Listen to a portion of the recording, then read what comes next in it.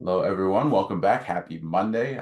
You're back to maximize your Monday, however you're taking in this episode. If you're watching, if you're listening, if you just watched the 2-minute clip on LinkedIn, however you took this in, appreciative of you taking some time out of your day to hear about our stories, our journeys, and where we are trying to go with our career. So as you can see, I have a new guest with me. This is Jess. Thank you so much for taking some time to jump on the call here with me today.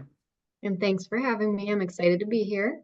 Absolutely. Yeah. No, there's a lot of people interested in ed sales. So we're certainly going to talk about your journey and transition into that. So looking forward to that. But if you've watched the show, you know we usually will start off with a little bit of what we have going on for the week ahead. So there's a lot motivating me this week. The countdown to Disney is still at the forefront, but we have some other things going on this week to just kind of break up because I do have a 4-year-old. So if we tell her like we're going to Disney, she thinks that's happening tomorrow. So we have some other stuff in the works to just kind of keep her motivated beyond that.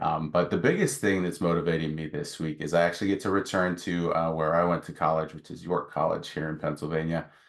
They are hosting their career fair, and I'm getting to attend as a hiring manager recruiter for that event. So really looking forward to just kind of giving back to the school where I got my degree.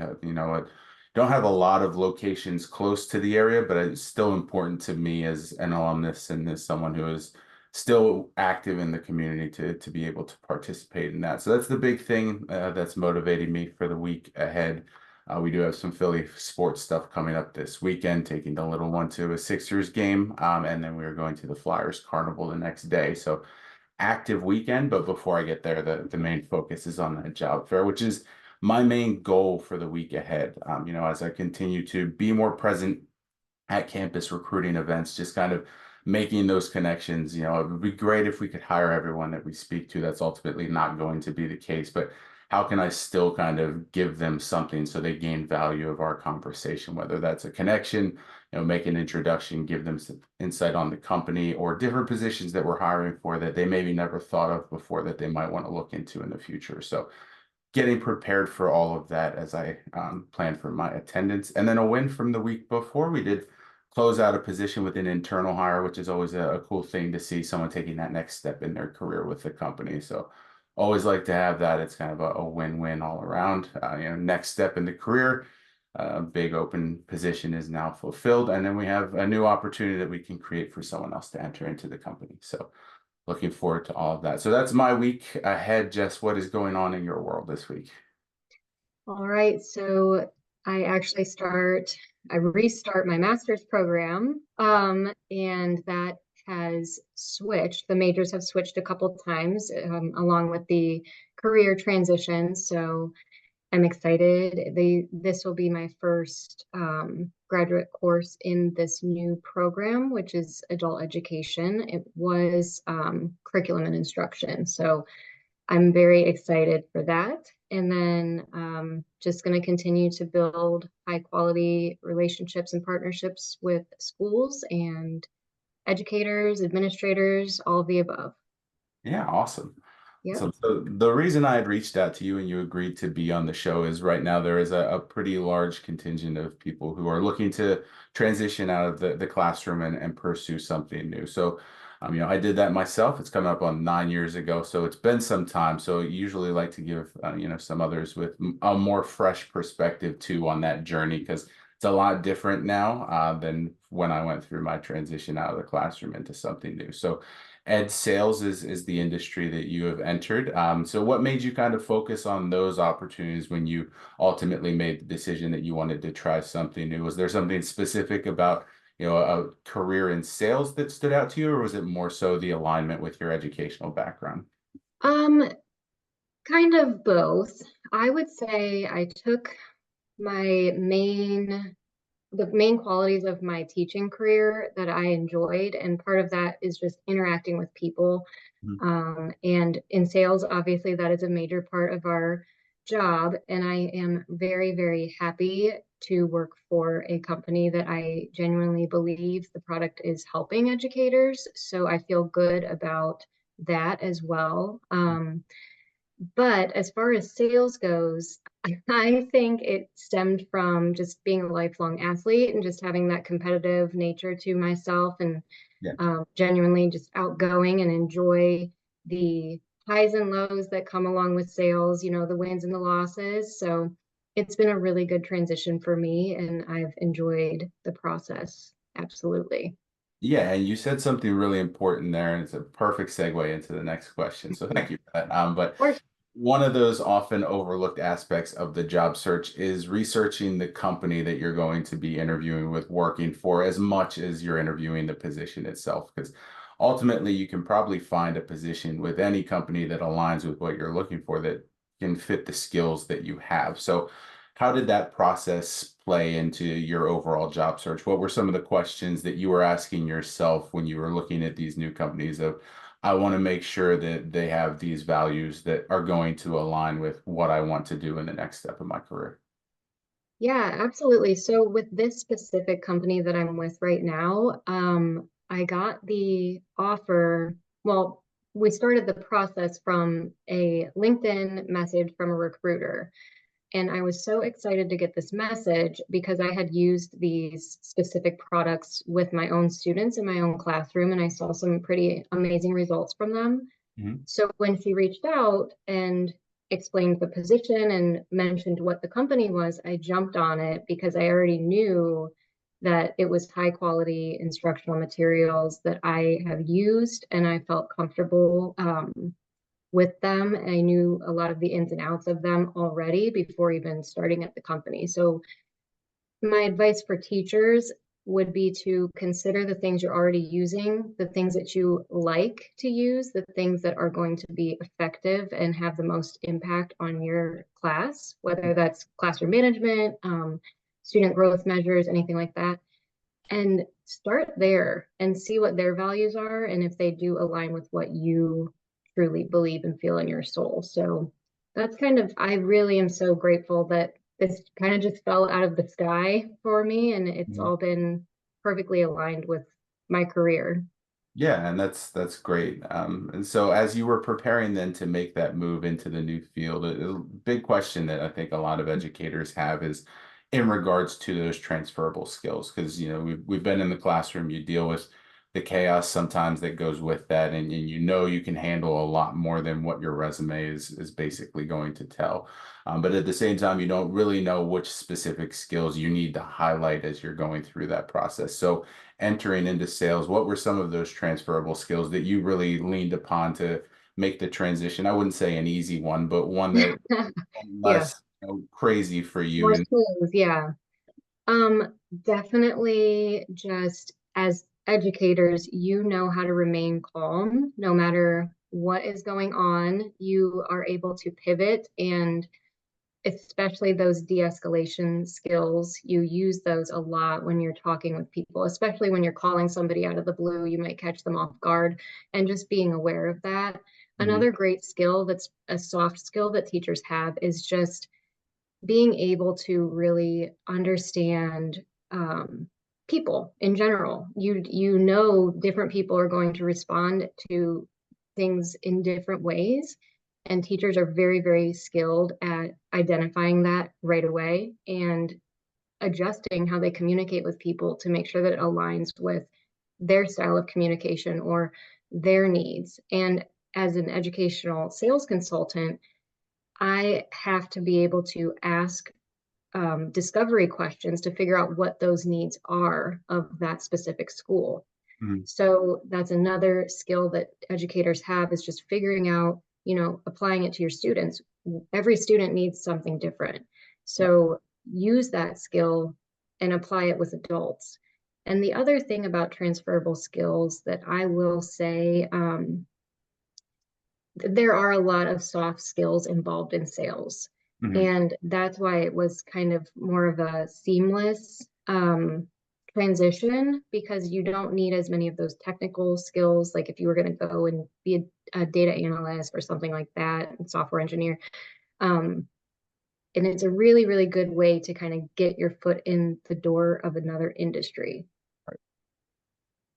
Yeah, so I know you said that the position kind of fell from the sky for you, but at the same time, there was probably a lot involved in on your end when it came to preparing for those interviews, and that's usually kind of the side that psychs a lot of people out, especially when you've been in education for some time. The interviews that you do to get into education are very different from what you're going to do in corporate, and it's probably been so long since you have interviewed just to kind of get that practice in general is kind of key. So as you prepared for those, what were some of the key questions that you kind of asked yourself or prepared to answer, especially going into sales where those questions are going to be a lot of focus on metrics and growth development, things like that, that you don't always have a quick response to that you can point Mhm. to from your teaching career. I interviewed for a sales position. They asked me about my sales background, and I said I sell myself to the students every day, and that response went over as well as you can imagine because I'm not in a sales position right now. But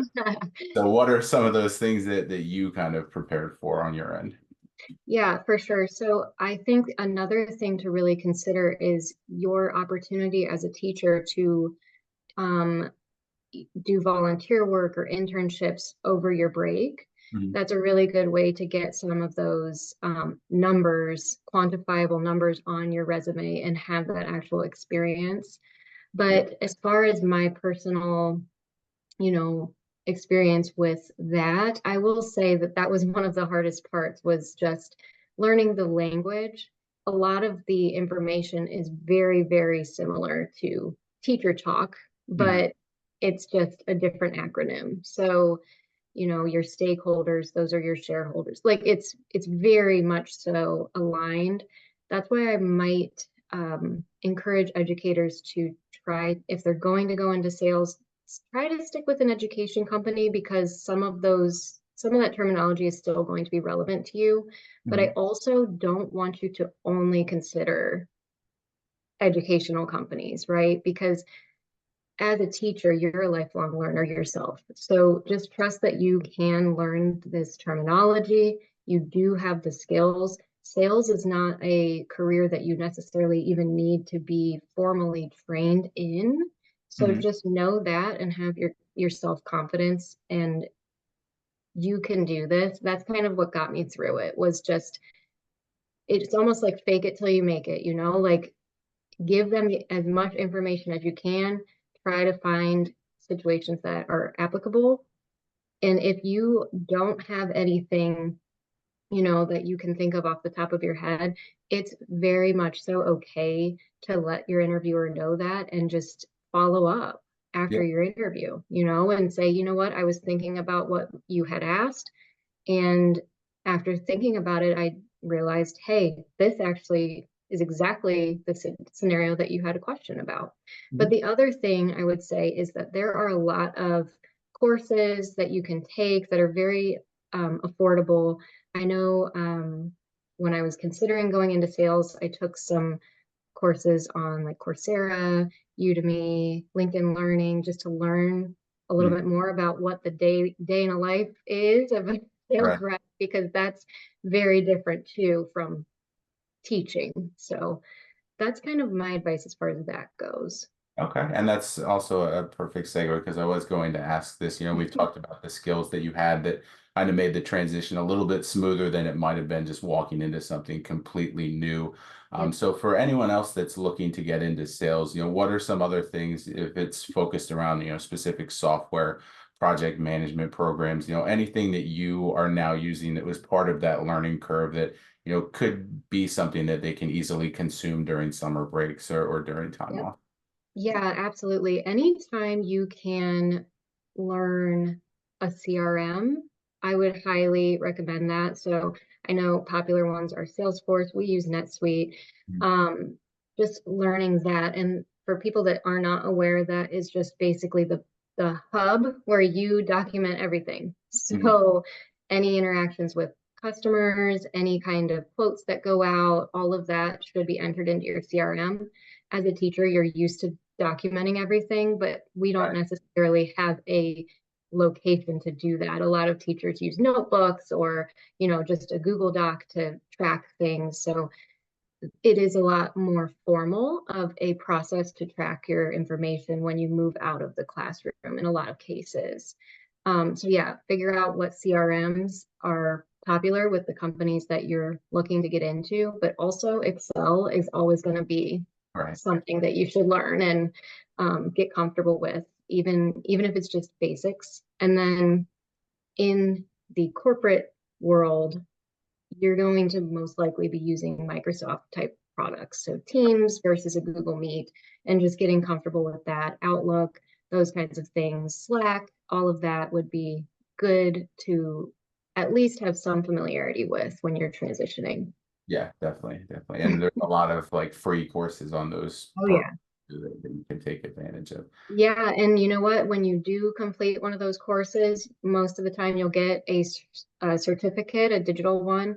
I truly think that that's how this job landed into my lap because I would post those on my LinkedIn, and I would do a lot of hashtags that would trigger recruiters in those industries to notice me. Right. So when you do take those courses, don't just put it in on your LinkedIn. You actually should make a post and something that people are going to see in their feeds. So that would be a recommendation that I had, that I really think that's the only way this came to me. For sure. Sure. Now, another common question that I'll get is based on the resume. And I always tell people, I look at resumes all day. I'm not a resume writer. And so my guidance is usually just kind of focused on the skills that they can put on there. So for you, they always say I have a very obvious teacher resume, and I did too when I made that Yep. move. So it did take some time to retool that. So any, specific changes that you made to yours that you would say would be beneficial if someone's asking for just basic advice on their resume? Oh, yeah. I would say anytime you can quantify your accomplishments or your day-to-day tasks, do it. Mhm. A lot of teaching resumes don't have numbers on them, but that's pretty much what most recruiters and hiring managers are looking for, that actual information that has a hard number tied to it. Yeah. So in teaching, it's hard to find that. However, you can put your student growth measures in there. You can put the amount of, if you're a team lead, you can put that, and you can say led a team of 12. And at any time you can add numbers to your resume, I would highly suggest that. I would also suggest removing things that are not relevant. Um, it's great that you know, created a unit plan for, fossils or something. However, if it's not relevant to the career you're transitioning into, I would remove it because it's just going to muddy up your resume. Yeah, Um, Absolutely. All the extra professional development that teachers go through, you can add those things to your resume. And I absolutely did, especially the ones that were, you know, very much transferable into different fields. So add those on.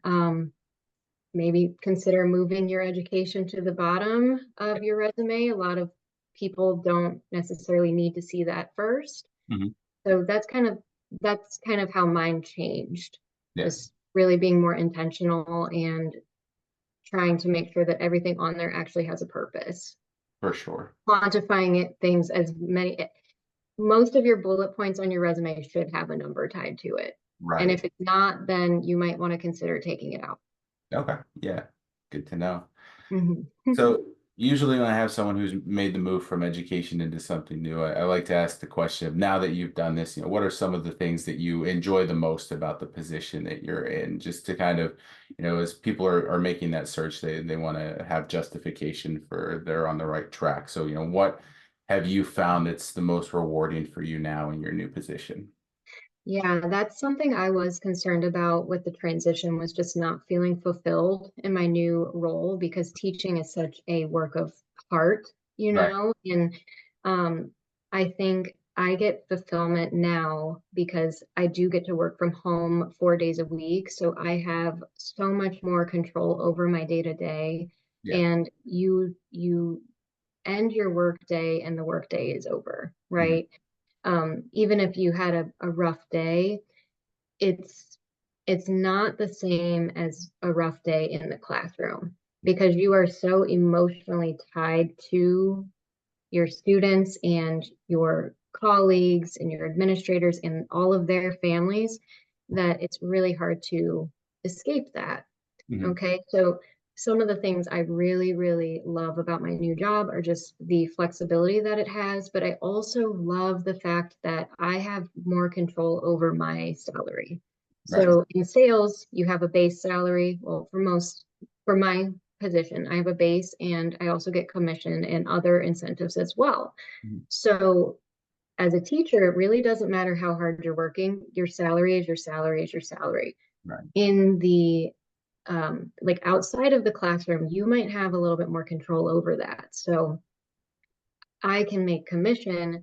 I can pay for things that I wasn't really able to pay for as a teacher, like going back to school, Mhm. right? So I had to put that on pause because of financial reasons, and now I'm able to pick it back up again. So definitely just the opportunity for growth as well was something that was concerning to me as a teacher, because really the only way to get a promotion in education is to leave the classroom. Right. But the thing I loved about teaching was working with students. Yeah. So in this new role, there are more opportunities to grow within a company, and I do like that as well. Yeah, absolutely. So Mhm. then last question I have, and you've kind of been answering this question throughout, because you've been giving key insight and advice throughout, but I always try to just pull that one piece of advice that you received along the way. Was there anything that stands out to you as you were going through your search, looking at new opportunities, that either was really beneficial for you, or now that you've gone through it, something that if you went back to yourself at the start of the search, you would say, hey, this is kind of the key thing that you want to prioritize as part of your search? Sure. I think the biggest thing that made me at peace with my decision was really just having support from, my friends and family, and especially my husband. We obviously discussed this decision in depth, and just knowing that you have the support of the people around you means so much. Also know that there is a very high need for teachers. If Mhm. you take a break from the classroom, keep your credentials up to date, and if you decide that you want to go back, you can go back. That's Yeah. always on the table. So knowing that, my license, I'm going to renew it for another 5 years. So knowing that that's an option really helped to remove some of that pressure and stress, and helped make the decision that was best for myself and my family. Yeah, absolutely. Well, Lean Jess, on your people, you know? definitely, definitely use that network if you have it. Yep, yep, absolutely. Jess, I'm so appreciative of you taking the time to jump on here with me. I'm glad we connected, and thank you so much for sharing your story. For everyone that watching along, make sure you're connecting with Jess and learn more about her journey as well. Otherwise, we hope you have a fantastic week and see you next Monday. Thank you guys. I really had a great time, and I appreciate the opportunity. For sure.